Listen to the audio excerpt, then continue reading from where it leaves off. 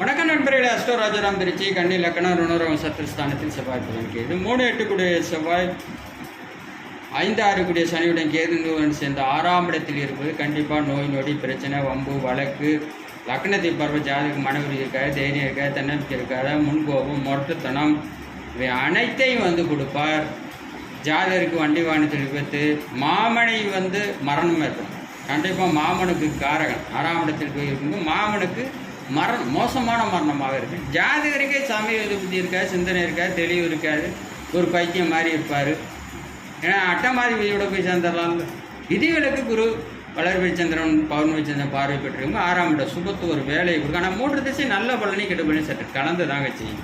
ஏன்னா 6ஆம் இடத்துல போய் உட்காந்து அப்புறம் 12ஆம் இடத்தையும் பார்வை 12ஆம் இடத்து விரயத்தையும் கொடுப்பார். 2026 சட்டசபை தேர்தல் முதல்வர் யூடியூப்ல போய் தமிழ் சேனல் அஸ்ட்ரோ ராஜா 2022 கணித்துள்ளேன். விதி மதிகதி சாதம் இருப்பா.